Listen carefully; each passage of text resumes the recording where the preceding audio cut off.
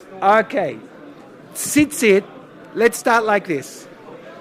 Tzitzit, all the strings of the tzitzit, forget blue, all the strings of the tzitzit, white, blue, green, yellow, all the strings of the tzitzit must be twined, must be woven, must be spun for the purpose of tzitzit.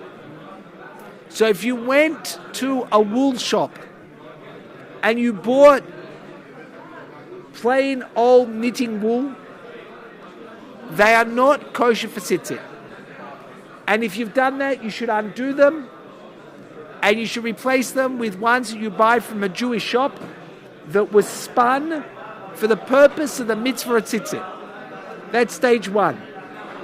Next, what color do the strings have to be? Interestingly enough, the Torah tells us that you have to have one string of blue. Before we get to the one string of the blue, the Techelet, let's talk about the other strings.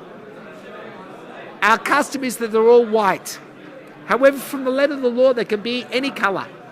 And some people say that if you have an orange garment, your string should be orange. Green, green.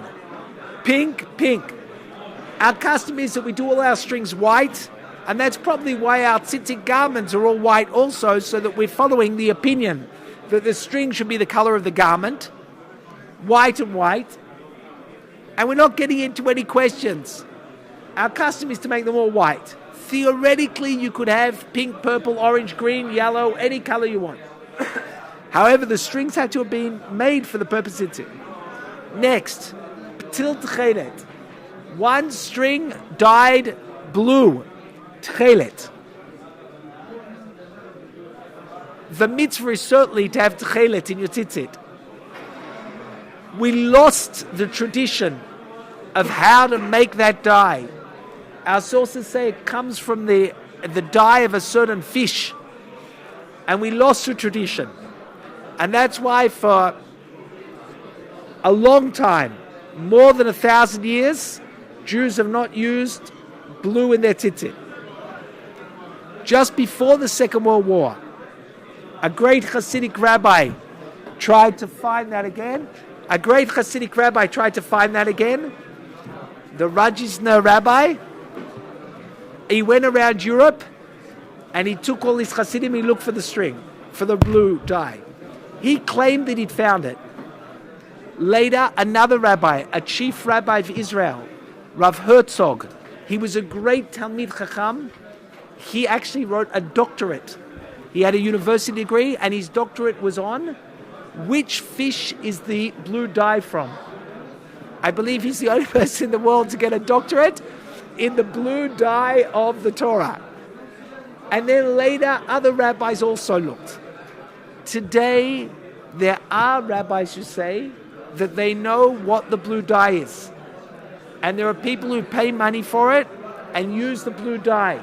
It's expensive. It costs several hundred shekels for the strings. My rabbis taught me that it's not necessarily proven and that I shouldn't buy it and use it. There are big rabbis who say you should use it, and then there are rabbis who say you can.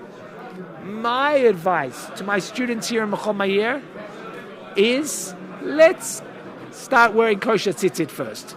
Let's work on, let's say, 2 years, 3 years, 5 years of just normal tzitzit wearing.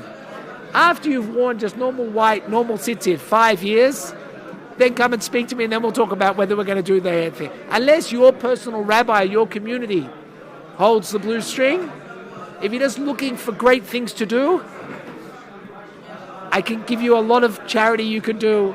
I give you a lot of books you can learn. Give you a lot of mitzvot to do. That's my advice, right? Do you have blue in your tzitzit? Blue in your tzitzit? You do? No, not the. I thought you were talking about my prayer. So no.